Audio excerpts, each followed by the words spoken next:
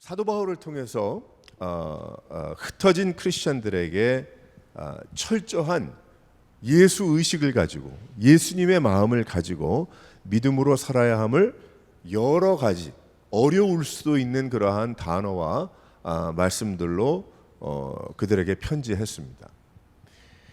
그리고 12장부터 머리로만 알았던 11장 말씀까지 머리로 알았던 많은 그러한 또한 귀로 들어서 예수를 믿는 것, 바로 그것만이 아니고 11장 말씀까지 아멘 아멘으로 끝나는 것이 아니고 로마서 11장까지의 그 편지의 내용으로 참 좋고 귀하고 맞는 말씀이다라고 끝나는 것이 아니라 예수님을 믿는 것은 12장 이후에 이제 말씀들을 전해주시는 것처럼 머리의 믿음이 가슴과 삶으로 연결되어야 함을 증거하고 계시는 것입니다. 마음으로 또한 결과적으로는 행동과 연결이 된다. 이제 사도 바울이 그렇게 설명을 하고 있는 거예요. 그러니까 로마서 말씀 전체를 이렇게 보면은 11장까지의 참 어려울 수도 있는 많은 그러한 그 말씀들이 거기서 끝날 수도 있지만은 그게 아니고 이제 믿음으로 또한 계속해서 13장 말씀을 넘어가면서 행동으로 그 삶으로 살아가야 한다는 것이죠. 그렇기 때문에 예수님을 믿는 것은 삶이 연결되지 못하면 믿는 것이 아니다. 그 삶으로 연결되지 않으면 믿는다고 볼 수가 없다라고 여기에 설명합니다. 머리에 꽉 쳐여져 있는 예수의 지식이 크리스찬이라고 말하고 있지 않습니다. 머리에 꽉 쳐여져 있는 어떤 습관적인 그 내용이 나의 믿음이라고 그렇게 설명하고 있지 않더라는 거예요. 습관적인 모양이 크리스찬의 삶이 아니라고 했습니다. 오직 예수가 그 안에 사시고 예수의 말씀을 듣고 살아가는 성령님을 따르는 삶이어야 과연 예수 믿는 크리스찬이다라고 사도 바울은 설명하고 있는 겁니다. 로마서 말씀을 통해서 우리가 평생 동안 또 예수를 믿은 후에 오랫동안 묵상을 하지만 왜 지식적으로는 우리가 깨닫고 거기에 있는 말씀이라고 알기는 않아? 왜 그것이 나의 삶과 연결이 된다고 고민하지 않는지 그것이 참 문제라는 거예요. 그래서 사도 바울은 하나님은 우리들에게 사도 바울의 이 편지를 통해서 성도들에게 보냈던 이 편지를 우리가 같이 생각을 해보고 깨달으면서 성령님이 인도하시는 크리스천의 삶은 이런 것이구나를 알아야 하는 것입니다. 그런데 그렇게 살아가는 것이 교회 안에서는 믿음의 공동체 안에서는 그렇게 과히 어려울 것 같지 않아요. 그런데 세상에서 지난주와 똑같이 살아가야 하는 사람들에게는 참으로 어려운 일일 수 있다는 겁니다. 그러니까 여기에 도전의 말씀을 주고 계시는 거죠. 여러 가지 직업들이 있지만 만일 내가 일하는 그 일이 이런 어느 회사의 공장에서 공장장이다 또 혹은 공장에서 일하는 것이라고 한다면 그 액수가 많고 적고 높고 낮음을 떠나서 내가 기계를 다루어야 하고 그 공장 회사에 맞는 또 오피스에 맞는 무엇 해야 됩니까? 옷을 입고 가야죠. 내가 양복을 입고 기계 앞에서 일할 수 없죠. 위험하죠. 넥타이가 있으니까 위험할 거고. 파티 갈 때 입는 그러한 그 드레스를 입고서 내가 일할 수가 없을 겁니다. 그 일하는 월요일부터 나가서 일하는 것에 맞추어 나의 복장도 나의 옷도 맞춰서 입고 나가는 것이죠. 준비를 단단히 하고 일터로 가게 됩니다. 일터에 맞는 옷이 되어야 하기 때문입니다. 영적인 일도 마찬가지예요. 주일 예배가 끝나면 우리는 우리의 일상으로 돌아가게 됩니다. 그 돌아가게 되면 어떤 생각이 드나요? 원수를 갚는 일이 다시 생각날 수도 있고 분노가 다시 제자리를 찾아서 나에게 달겨들고 나를 공격할 수도 있다는 거예요. 내가 원치 않는 권세에 복종하는 일도 생길 수 있는 것이고 미워할 수밖에 없는 사람을 더욱 미워하게 되고 그 외에 많은 일들이 다시 나의 일상으로 돌아와서 믿음의 생활과는 별개로 나를 휘어감고 나를 조종할 수가 있더라는 겁니다. 그러니까 예수 믿는 것과 또 내가 주일에 교회 나오는 것과 신앙생활을 나름대로 하는 것과 내가 주중의 삶이 판이하게 다르다는 거죠. 근데 하나님은 사도 바울을 통해서 그 다른 것이 아니고 그것이 같아져야 한다라고 설명을 하고 있기 때문에 우리에게는 참 어려울 수도 있는 것이 신앙생활이라는 것입니다. 사도 바울은 이러한 가운데 어렵게 살아가는 성도들에게 신학적인 모든 지식과 함께 어떻게 해야 크리스천의 가슴으로 살 수가 있는가, 그게 진짜인데 벗어버려야 한다고 증거합니다. 세상에서는 옷을 갈아입고 출근하지만 우리의 신앙의 생활이 내가 중심이 되어서 막 주일에는 또 어떨 때는 내가 그 옷을 입고 저 때는 저 옷을 입고 나가는 그것이 아니라는 거예요. 그렇게 습관화된 세상을 따라가고 믿음을 버리는 옷을 벗어버려야 한다. 그렇게 늘 갈아입고 다니는 그러한 생활이 되면 안 된다. 예수를 믿게 되면 오직 한 가지라. 그렇게 설명을 하면서 여기에 짧은 구절이지만 설명하고 있습니다. 우리가 무엇을 벗고 무엇을 입어야 합니까? 여기 몇 가지 설명을 하시는데 첫 번째로 한번 다 같이 한번 읽어보도록 하겠어요. 시작. 먼저 입고 벗고 입고 뭐 이런 거 떠나서 먼저 이때가 언제인지를 알아야 한다. 이때가 언제인지. 내가 월요일 날은 옷을 바꿔 입는다고 이렇게 이야기했잖아요. 썬데이 또 교회 올 때 이런 옷을 입고 오는데 때가 언제인지를 알지 못하면 그 벌거벗고 뛰어다닐 수도 있는 것이고 이상하게 보일 수도 있는 거예요. 사도 바울은 우리가 벗고 입어야 하는 이유는 이때 지금의 상황 때문이다 라고 설명을 합니다. 자다가 깰 때가 되었다라고 이야기합니다. 그래서 우리는 지금이 어떠한 때인지를 알아야 한다. 그것을 알지 못하면 제대로 살아갈 수가 없다라고 설명을 하고, 그것을 지금의 때를 알지 못하면 11장까지의 많은 것을 알고 있다고 해도 12장부터의 행동이 일어날 수가 없다는 거죠. 그럼 가짜라는 거예요. 40년 50년 전만 해도 어디에 사느냐에 따라서 달랐지만은 집집마다 가라지 도어를 많이 열어놨어요. 주말이 되면요. 제가 예전에 저는 LA 지역에서 좀 살았고 공부할 때 다른 펜실베니아에서 좀 살았지만은 돌아보게 되면은 집집마다 아파트는 가라지가 없으니까 아파트 문 열고 사는 사람들은 있긴 있었어요. LA 같은 경우는 문 다 열어놨어요. 모기장 문이 있으니까. 근데 집집마다 가라지들을 많이 열어놨어요. 세러데이가 되면. 그래서 세러데이 때 잔디도 깎고 일도 하고 거기에 나와 앉아도 있고. 그런데 보세요. 지금 우리가 살고 있는 이때, 특별히 팬데믹 때 그랬다 하지만 지난 한 10년, 10여 년을 돌아보게 되면 그런 사람들 많이 없습니다. 이제는 앞에 초인종을 누르는 그 벨 위에도 누구나 다 카메라를 달아서 어떤 사람이 오는지 자신을 방어하는 거죠. 위험하니까. 도둑이 많고 강도가 많고 이상한 일들이 너무 많이 일어나기 때문에 세상이 너무나도 많이 바뀌었다는 거예요. 지금 우리 살아가는 이때, 근데 이때를 제대로 알지 못하고 문 활짝 열고 다니는 사람 보면 너무 이상하죠. 저 사람이 왜 잊어버렸나? 한 몇 주 전에도 옆집에 할아버지가 문을 열고 있어서 문을 열 시간이 하고 열어도 안 되는, 열 시간도 아니고 열어도 안 되는데 가가지고 한 8시 넘어가지고 어둑어둑해져서 그 할아버지한테 얘기를 했더니 그 문 열렸냐고 깜짝 놀라가지고 고맙다고 그러고 문 닫고. 그런 때에 우리가 살고 있죠. 지금 우리가 살아가는 이때는 자신이 자신을 보호하지 않으면 안 되는 때다. 그런 때에 살아간다. 지금 정신적인 여러 가지 일들도 너무나도 많이 알고 있습니다. 많은 정신적인 일들도 우리가 너무 많이 바뀌었어요. 많은 것을 아는 것 같지만 언제든지 포기하기가 너무나도 쉬운 때에 우리가 살아가고 있습니다. 정신력이 강하지 않죠. 이전에 어떤 세대보다도. 준비되지 못하면 언제 공격이 들어와서 나의 정신을 망칠 수도 있는 그러한 때에 우리가 살아가고 있는 것입니다. 세상에서도 정신 똑바로 차리고 살아야 된다. 그렇게 이야기를 하잖아요. 영적으로는 어떻습니까? 그 어느 때보다도 믿음으로 살아가기가 너무 힘들어요. 여러분 그렇게 생각하지 않으세요? 사방팔방으로 영적인 공격이 들어와서 믿음으로 버틸 수 있는 그것이 너무 힘든 때에 우리가 살아가고 있습니다. 왜 그럴까요? 방어할 수 있는 그런 능력을 상실했기 때문에 그런 거예요. 어떻게 방어해야 되는지를 제대로 알고 있지 않기 때문에, 준비가 제대로 되어 있지 않기 때문입니다. 우리가 살아가는 이때는 그 어느 때보다도 예수 믿기가 어려운 때에 우리가 살아가고 있습니다.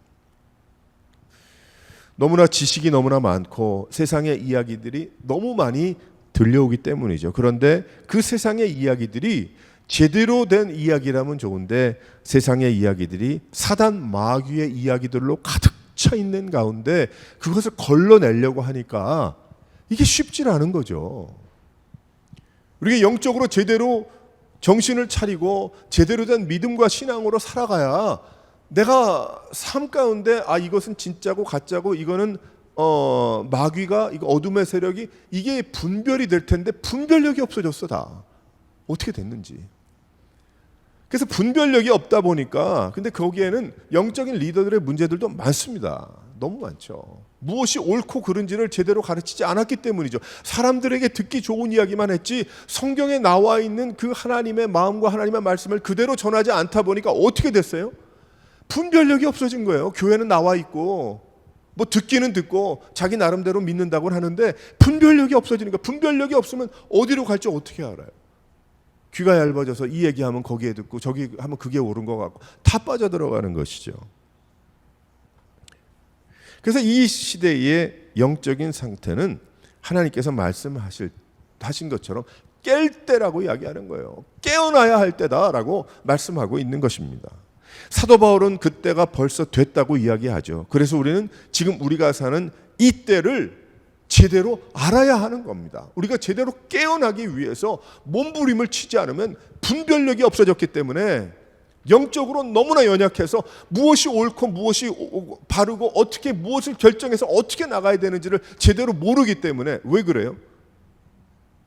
이때에 휩쓸려 갔기 때문에 그렇죠. 우리 정말 주의하고 지금의 때가 언제인지 마지막 때인지 아닌지 깰 때라고 말씀하시는 하나님의 이 성령님께서 우리에게 말씀하시는 이 말씀을 우리가 깊이 묵상하고 우리가 나아가야 할 것입니다. 그 인공지능에 대한 이야기 제가 여러 번 이야기했는데 인공지능의 능력이 생각보다 너무나 빠르게 진전되고 있다고 합니다. 놀랄 정도로. 근데 뭐 한 사람이 얘기하면 좋은데 뭐 이런 저런 얘기를 다 종합을 해보게 되면 너무나 문제가 많이 생길 수도 있고요. 너무나 좋은 세상이 될 수도 있겠죠. 아무튼 우리의 생각과는 다르게 엄청나게 빠른 속도로 앞서가고 있습니다. 그래서 몇 년 안에 이 인공지능이 더욱 발달해서 그것을 두 부류가 이제 생기게 되는데 그것을 잘 이용하는 사람과 또 그것에 오히려 이용당하는 사람 두 부류가 남을 거라고 합니다. 그래서 지금부터 그 인공지능에 대해서 우리가 무엇이냐, 그게 뭐냐, 어떻게 전개될 것 같으냐, 어떻게 전개되고 있느냐를 우리가 제대로 그것을 알고 활용하지 않으면은 앞으로의 세대는 많은 문제를 가질 수도 있는 거예요. 세상에 사는 구도가 완전히 바뀔 것이라고 이야기합니다. 지난 몇 년 동안 철저하게 돌아보게 되면, 철저하게 준비되지 못한다면 교회는 물론이고 이 인공지능이라는 이런 지식의 세계와 이러한 세상이 엄청나게 나타나면서 교회와 믿음 생활과 영적인 생활이 훨씬 더 우리가 복음으로 믿음으로 말씀으로 제대로 뿌리를 내리지 못하면 어떻게 되는가? 더 힘들어진다는 거예요. 그래서 우리가 지금 깰 때가 됐다는 거예요. 세상에서는 뭐 인공지능에 대해서 제대로 알고 깨어나야 됩니다. 이제 지금 그래야 앞으로 이것이 사람들 편하려고 만들어진 것인데 오히려 그 인공지능이 사람을 제패하는 그런 일들이 막 생겨날 수 있기 때문에 지금은 우리가 잘 상상이 안 가지만 준비하잖아요. 근데 우리 예수 믿는 사람들은 무슨 준비를 하고 살아가고 있습니까? 그냥 막연하게 그런 세상이 되면 야, 참 편하겠다. 근데 영적인 것은 어떻게 되겠어요? 마귀가 가만히 있겠어요? 마지막 때인 줄 알고 그때까지 예수님 오시지 않고 우리의 생각보다 하나님의 마지막 때가 하나님의 뜻이 계셔서 그게 더 길게 된다고 한다면 어떻게 될까요? 마귀는 더 설치겠죠. 자기가 이제 무적행에 영원히 갇힐 것을 알기 때문에 마지막 발악을 하지 않겠어요. 뭐 그것이 꼭 인공지능은 아니라고 해도 엄청난 일들이 많이 벌어지는데 정작 성도들은 준비가 되지 않았어. 이게 지금 영적인 전쟁이 있는데 파티복 입고 가는 거예요. 넥타이 메고 가는 거예요. 나는 거룩하고 나는 제일 뭐 옆자리에 앉아 있고 뭐 이렇게 얘기를 한다면 뭐 아니죠. 전쟁 준비가 안 돼 있는 거예요. 전쟁 준비가. 그럼 어떻게 될까요? 다 먹히는 거죠. 얼마 전에 그런 이야기 들었어요. 선교사님께. 선교지에 지금 이단들이 굉장히 설친다고 합니다. 근데 어떤 이단이냐면 한국에서 온 이단들이래요. 한 7개의 다른 이단들이 있는데 근데 그 중에 하나가 신천지겠지. 그래서 한국에서 온 K-팝을 타고 한국에서 선교사들이 왔다. 그러니까 한국에서 왔다 그러니까 다들 우러러보는 거예요. 다들 좋아하고 다 동경의 대상이고 하다 보니까 나중에 크리스천 모임이라고 가보면 이단의 모임인 거지. 예를 들어 신천지 모임인 거지. 그래서 오히려 그곳에서 30년, 40년, 20년 선교사 사역을 하셨던 분들이 이단이 되어버리는 이런 어처구니 없는 일들이 일어난다고 합니다. 지금 현재 일어난대요. 굉장히 활발하게 일어난답니다. 그것이. 그러니까 지금 우리가 살고 있는 이때가 뭐 그렇다면 여기는 안 그러겠어요? 더 쉬운데 선교지보다. 안 그렇겠어요? 똑똑한 것 같은데 모두 다 연약하고 어눌하고 아둔한 거예요. 분별력이 없어. 그냥 주는 거 먹기만 했어. 자기가 편한 거 아니면 불편해해. 그리고 자기가 편한 거 아니면 그건 아닌 것 같이 생각을 하는 거예요. 근데 하나님의 말씀과 복음과 은혜와는 거리가 먼 얘기들 하는 경우들 얼마나 많이 있어요. 더 쉽단 말이에요. 갈급한 영혼을 찾아다니는 거지. 누가? 마귀가 갈급한 영혼을 찾아다니는 거예요. 그래서 지금 현재 선교지들에 그런 일들이 일어나고 있다는 겁니다. 근데 그러면 교회들이 똘똘 뭉쳐서 이거 문제가 있다. 이 문제가 뭐냐? 해결을 보고 다들 그저 개교회주의와 자신들 그저 배를 불리고 자신들의 명예를 높이고 자신들의 모임을 더욱더 활발하게 하고 하다 보니까 아무런 관심이 없는 거죠. 뭐 마귀가 하는 짓이지만 그래서 우리가 더욱더 하나님께서 깰 때가 됐다라는 이때에 대한 분명한 의식이 우리가 일어나야 합니다. 뭐 이단이 어쩌고 저쩌고 두 번째요. 가장 중요한 건 무엇이냐면 내가 깨어 있는가? 내가 믿음의 분별력이 내 안에 있는가? 내가 과연 하나님이 기뻐하시는 그 길대로 내가 순종하며 나가고 있는가? 이것이 가장 중요한 것이죠. 사랑하는 성도 여러분, 먼저 이때가 언제인지 알아야 되는데 우리는 분명히 마지막 때에 살아가고 있습니다. 그러니까 여러분들 깨어 있어야 돼요. 네? 어둠의 세력을 향해서 깨어 있어야 돼요. 뭐 모든 게 다 마귀라서 뭐 신경통마귀, 감기마귀, 뭐 그래서 이 파스 붙이고 저 파스 붙여야 그렇게 하는 게 아니고 영적으로 우리가 정말 깊이 있게 생각을 해서 이거 사는 거 짧은 거고 죽음은 끝이 아니라 죽음은 천국과 지옥인데 그러면 내가 어떻게 하나님 앞에 갈 것이고 하나님 앞에 설 것인가에 대한 분명한 그 의식과 분명한 내 마음에 분명한 그 작정함이 있어야 된다는 것입니다. 그게 아니면 교회 10,000명 모이는 교회 나가서 무엇이 돼도 아무런 소용이 없는 겁니다. 아무런 소용이 없는 거예요. 뭐 가룟 유다는 예수님 안 쫓아다녔어요. 뭐 맥시멈으로 쫓아다녔잖아요. 기간적으로. 근데 나중에 은삼십에 예수님 팔고 자살하고만 해. 창자가 터져서 죽고 말았어요. 그건 뭐예요? 우린 다시 한번 지금 우리가 살아가는 이때가 깨어나야 될 때다. 깨어나야 될 때다. 이 의식을 분명히 가지고 찬양하고 예배할 수 있는 여러분 되시기를 주님의 이름으로 축원합니다. 두 번째로 무엇을 하라고 말씀합니까? 다 같이 한번 읽어보겠어요. 시작. 그 말씀 그대로예요. 벗어야 할 것을 벗어야 한다라는 겁니다. 벗어 던져야 한다. 무엇을 벗어버릴까요? 이때에 깨어있는 성도의 삶을 살아갈 수 있을까라는 고민 가운데 벗어버려야 될 것을 벗으라는 거예요. 하나님은 바울 선생을 통해서 어둠의 일이다. 그것은 벗어버려야 할 것은 어둠의 일이다. 그렇게 말씀합니다. 여기에 어둠의 일이 무엇입니까? 여러 가지 있을 수 있습니다. 근데 한 가지는 무엇이냐면 이 당시에 여러 가지 벗어버려야 할 일들 중에 영지주의라는 게 있었죠. 영지주의. 그 두 가지. 내 영혼만 육신은 원하는 대로 내 해도 내가 예수 믿는데 이러는 거죠. 쉽게 얘기하면 나 교회 다녀. 그 온갖 나쁜 짓은 다 하는 거지. 죄란 죄는 다 뒤집어쓰고 돌아다니고. 그리고 자기는 교회 다닌다는 거예요. 그것이 뭐예요? 또 다른 영지주의인 거지. 그거는 여기 영지주의가 추구하는 그 이념이 쭉 있긴 하지만 또 다른 영지주의인 거예요. 하나님의 말씀, 은혜의 복음에 나의 생각, 잘못된 신앙관, 또 제대로 배우지 못한 엉뚱한 교회 생활이 또 다른 영지주의를 만들어낸다니까.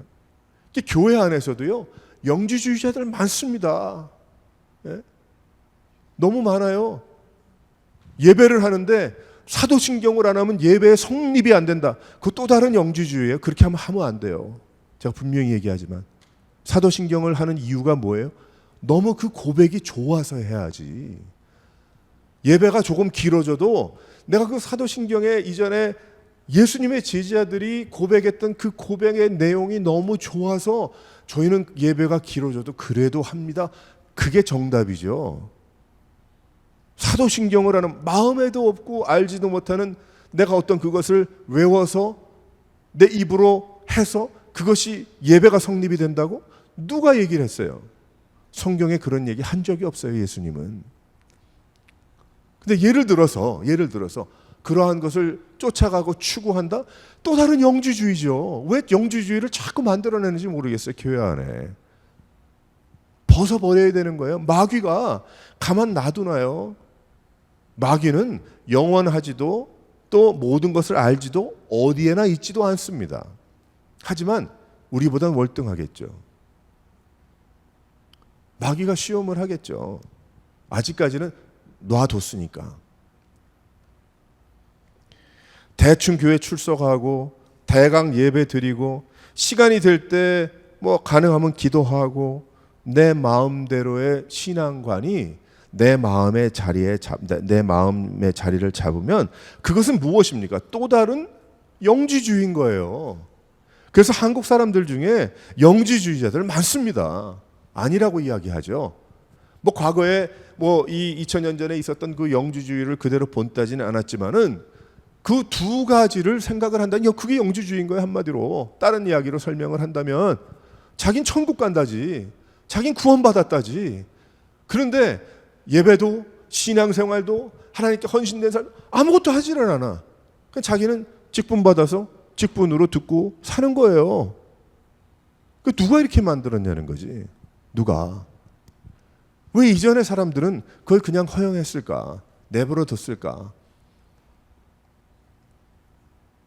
내 생각에는 잘하고 있고 최선이라고 생각해서 라고 생각을 하고 있어요. 그런데 하나님은 우리들에게 분명하게 예수를 믿는 것이 무엇이고 어떻게 믿어야 하는지 말씀해 주셨습니다. 그런데 뭐라고 말씀을 해주셨냐면 여기에 엎드리는 거라고 말씀을 하셨어요. 하나님은 우리들에게 엎드리는 것이다. 엎드리려면 내 중심이 바뀌어야 됩니다. 내가 중심으로 꼿꼿이 있으면 엎드릴 수 없습니다. 앞으로 꼬꾸라져야 합니다. 헌신이 없고 결단이 없으면 믿음 할 수 없습니다. 신앙생활 할 수 없습니다. 신앙생활의 모습은 있을지 모르지만 신앙생활이 아닙니다. 그건 믿음 생활이 아닙니다. 작정함이 없으면 믿음으로 살아갈 수 없습니다. 그러고도 천국을 허락받았다고 한다면 착각입니다. 오해고요. 하나님의 사랑이 크시고 너무나 크시기 때문에 저는 뭐라고 얘기할 수가 없지만 우리가 하나님의 사랑을 착각하면 안 된다는 거예요. 오해하면 안 되고, 어둠의 일이 꼭 세상의 범죄입니까? 아니죠. 나의 신앙을 흔들고 믿음에 또한 헌신의 작정함을 하지 못하게 하는 것들이 어둠의 일이죠. 제대로 믿음 생활하지 못하게 하고 제대로 하나님 앞에 나오지 못하게 하고 하는 것이 무엇입니까? 어둠의 일이죠. 악한 세력이 하는 것입니다. 그것에서 출발한 나의 세상 생활, 나의 계획, 나의 시간 배정, 나의 관계들을 하나님은 벗어버리지 않으면 로마서 13장의 메시지가 그 사람에게는 쓰레기라고 이야기합니다. 우리가 하나님의 말씀을 쓰레기처럼 받으면 되겠습니까? 우리가 하나님의 말씀을 그냥 대충 먹고 뱉어버리는 거로 끝나면 되겠습니까? 우리가 하나님의 말씀을 듣고 씹고 소화해서 내가 그것이 살이 되고 나의 영양이 되고 능력이 될 수 있는 그것이 하나님의 말씀이지, 대충 씹어먹고 버려버리는 게 하나님 말씀입니까? 근데 많은 경우에 그렇게 하고 지나갔어요. 지금 현재 이렇게 보게 되면 하나님은 벗어버리지 않으면 안 된다고 이야기합니다. 그러면서 어둠의 일을 좀 더 쉽게 설명을 해줬는데, 방탕함, 뭐 방탕한 짓 많이 할 수 있잖아요. 그리고 자기만 알겠지. 술 취함, 그것도 온전한 것이 아니라고 분명히 이야기합니다. 음란함과 호색과 다투고 시기하는 것 얼마나 많이 있습니까? 우리 가운데 벗어버리라고 더 쉽게 설명해주고 계세요. 사랑하는 성도 여러분, 우리도 벗어야 될 것 많이 있습니다. 그러니까 회개가 필요한 거죠.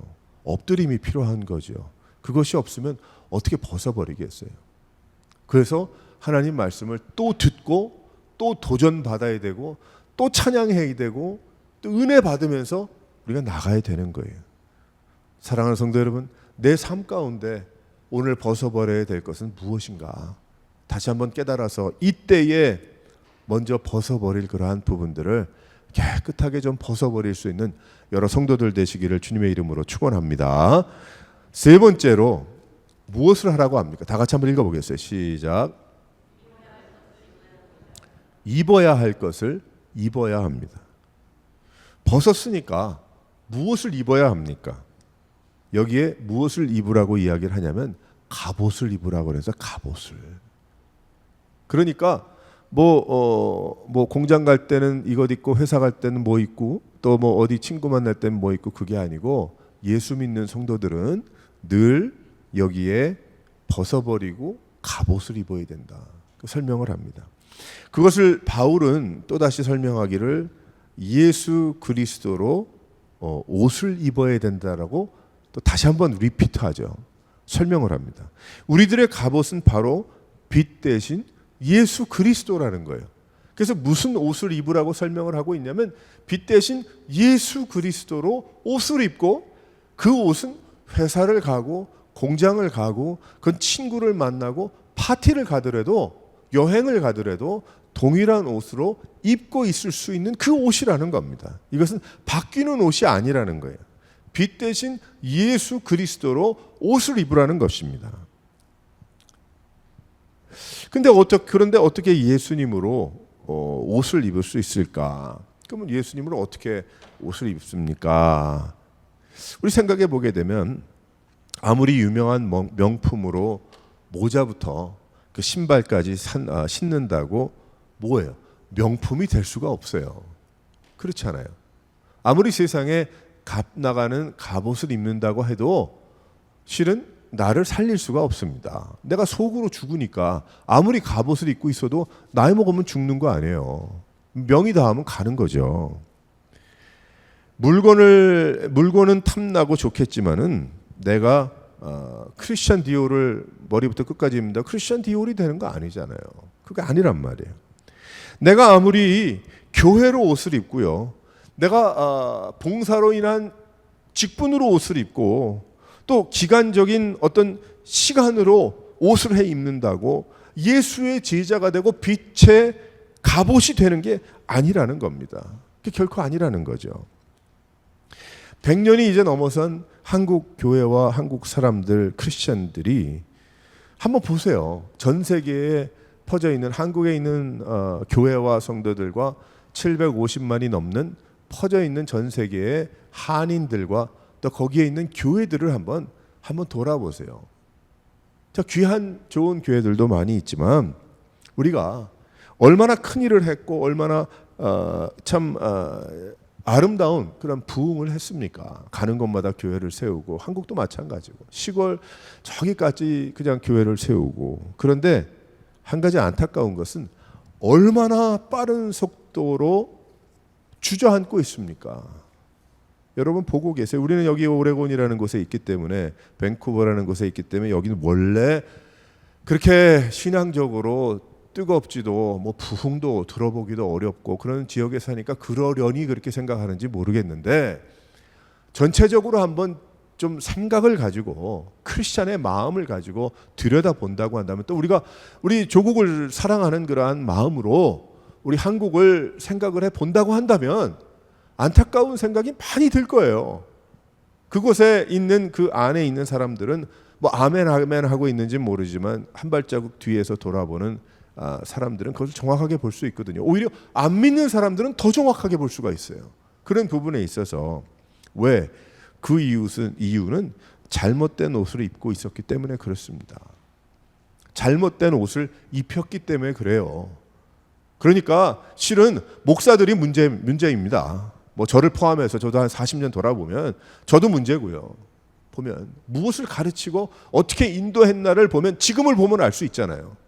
지금의 많은 사람들이 가지고 있는 기복적인 신앙을 아직도 놓지 못해서, 그리고 하나님의 귀한 말씀과 은혜를 사모함보다는 습관화된 어떤 그런 것에 익숙해 있으면서 그것이 믿음과 신앙이라고 여기면서 그런 모습들. 명품인 줄 알고 명품을 만들면 다 되는 줄 알았어요. 그래서 한국 교회에서 계속해서 명품을 만들어 나가고 있는 거죠. 그러니까 자신들은 명품인 줄 아는 거예요. 자신들은 믿음과 신앙의 명품인 줄 아는 거예요. 한마디로. 근데 명품을 입는다고 명품이 되냐는 거지. 아니잖아요. 우리 누구보다도 잘 알고 있잖아요. 그럼 어떤 역사가 오래된 그런 교회를 다니고 그 교회가 추구하는 어떤 그것에 습관화된 그 모습을 입으면 명품입니까? 믿음의 명품입니까? 신앙의 명품입니까? 절대 아니거든요. 속은 거예요. 잘못 가르치고 잘못 들은 거예요. 다 그렇다는 얘기는 아니지만은, 그렇지 않다면 지금 한국 교회가 지금 750만이 어디에 가든지 교회를 세우고 참 하나님을 섬기고 예배하는 이렇게 많이 있는데 이런 결과밖에 안 될까? 물론 뭐 마지막 때 하나님께서 하시는 몰고 가시는 일에 뭐 그런 한 부분일 수도 있는 거지만은, 적어도 우리는 그것이 정상이라고 생각하면 안 된다는 것입니다. 우리는 회개하고 엎드리고 안타깝게 생각하고 하나님께 소원해야죠. 근데 그런 것이 없잖아요.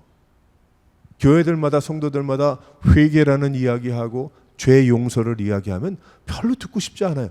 뭐 관심도 없고, 기도하자 그러면 모이지도 않아요. 그래서 이제 뭐 집회를 한다 그러면 아무도 안 가요. 프랑스 파리에 제가 여행을 가보게 되면 그 유명한 샹젤리제 거리라고 이야기하죠. 한국말로. 샹젤리제 거리가 보면 유명하지 않습니까? 개선문이 있고 열몇 개의 길이 거기에 붙어 나 있고 멋지거든요. 뭐 100년, 200년, 수백 년 된, 뭐 1000년 된 뭐 교회가 있고 뭐 의리의리하고 너무 멋있죠. 오래된 아름다움도 있지만 그 샹젤리제 거리는 세계적인 명품 거리로 남아야 하기 때문에 노력을 많이 합니다.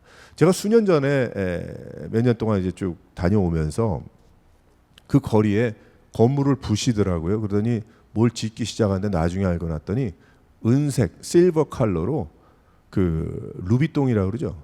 루이비똥이라고 얘기하든지. 그 회사 가방 만드는 회사 또 뭐 다른 것도 만들지는 모르겠지만 그 유명한 그 회사가 거기에다가 가방처럼 생긴 그 뭐 함이라고 얘기를 할까 뭐 한국말로 뭐라고 해요. 그걸 네모나게 만들었어요. 나중에 그 호텔로 된다나 수년 동안 그게 언제 좀 완성이 되려나 겉에 먼저 완성해 놓고 속을 짓는가 본데 그 앞에 사진 찍고 뭐 그 왜 허락하고 왜 그렇게 많은 돈을 들여서 그렇게 할까요? 명품 거리를 만들기 위해서 그렇게 하는 거예요. 명품 거리 아마 거의 다 완성이 된 걸로 알고 있는데 그러니까 그 거리에 가보게 되면 은색으로 해가 뜨면은 그 번쩍번쩍하면서 말이지 그 루비통 그 로고가 여기저기 쫙 있고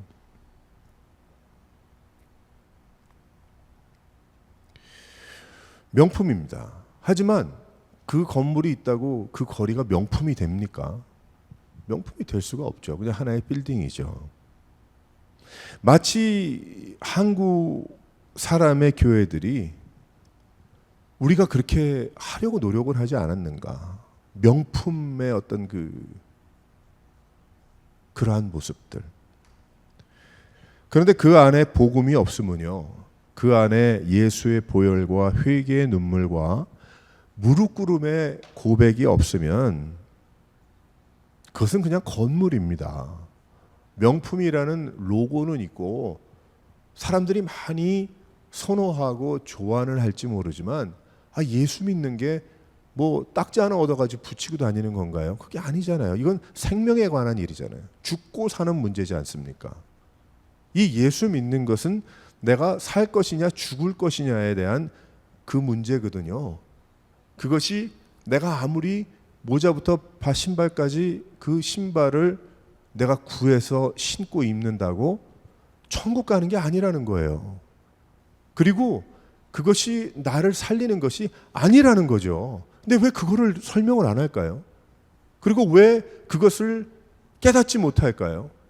그리고 왜 그것을 쫓아가지 않는지 모르겠어요. 도대체 나이가 점점 먹어가면 죽을 날이 아무래도 더 가까우니까 더 생각을 하게 되는데 한국 교회에 많은 사람들이 안 그렇겠지만 또 많은 사람들이 그렇게 생각을 하지 않아요. 죽어도 자기는 집사로 죽는 거예요. 집사로. 그거 가르쳐야 되지 않아요?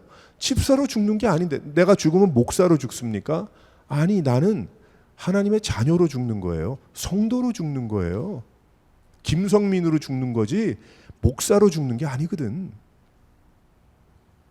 사람들이 부르기 편해서 또 부르심이 있어서 내가 작정을 하고 사역을 하고 근데 그 일을 하는 것이지 하나님께서 부탁하셨으니까 하는 것이지 내가 죽을 때 그러고 가냐는 거예요. 그런데 자기는 아니라는 거지. 집사로 죽는다는 거야. 그 집사로 그렇게 집사 같이 살았냐? 디컨으로 살았냐? 안 살았거든요. 그렇게 알고 있었지. 그냥 명품 붙이면 명품이 되는 줄 아는 거예요. 천국으로 가는 줄 아는 겁니다. 사도 바울이 11장까지 알고 있는 모든 것을 아멘 아멘 해도 12장 말씀처럼 내가 고민하고 내가 갈등하면서 믿음으로 살아가지 않으면 구원은 없는 거라는 것입니다. 그 얘기를 하는 거예요. 한마디로.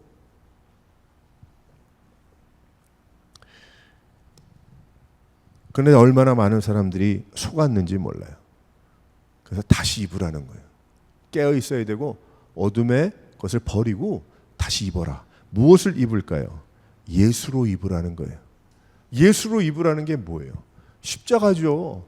예수님 오셔서 무엇하러 오셨어요?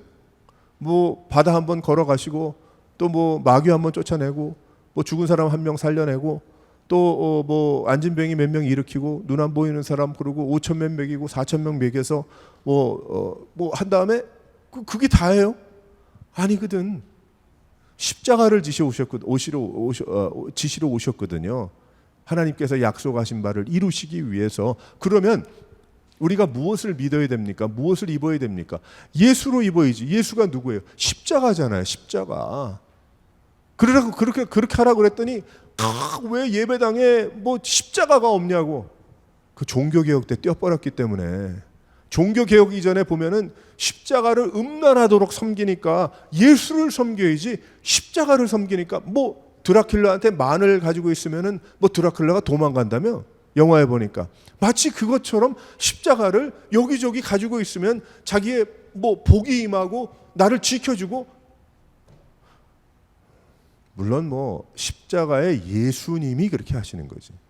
그래서 종교개혁 때에 십자가를 떼어버렸잖아요. 천주교 예배당 허락받아가지고 하면서 거기 다 치워버렸거든. 십자가를 안 믿어서. 그것이 아니고 그보다 더 중요한 게 있기 때문에 예수 그리스도의 십자가의 보혈의 공로를 통해서 죄 사함을 받고 부활이 이루어졌다는 것을. 그래서 우리가 무엇을 입어야 됩니까? 예수로 입어야 되는데 십자가로. 그러니까 우리 마음에 십자가인 거예요. 십자가. 저 앞에 붙어 있는 십자가가 아니고 내 안에 십자가인 거예요. 예수 그리스도가 주인이 되시고 지고 가신 그 십자가, 나에게 또 남겨주신 작은 십자가. 또 무엇으로 다시 입어야 됩니까? 믿음으로 입어야지.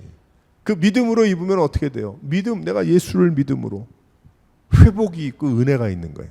그 안에. 무엇을 입어야 돼? 소망으로 입어야지. 소망이 뭐예요? 천국이지. 영원히 사는 그 귀한 은혜죠. 교회로 입어야지. 교회가 무엇입니까? 하나님께서 이루라고 말씀하신 공동체를 이루어서 힘있게 하나님이 부르실 그때까지 열심을 다해서 믿음 생활하고 또 전 세계적으로 주의 일을 감당하라고. 성령 충만함으로 입어야죠. 우리가 오순절을 향해서 달려가면서 성령 충만함으로 내가 곁길로 나가지 않고 흔들리지 않으며 오직 주님이 기뻐하시는 그 길로 나가도록 다시 입어야 합니다. 사랑하는 성도 여러분, 우리가 이것을 심각하게 받아들이고 나는 과연 무엇으로 입고 있는가.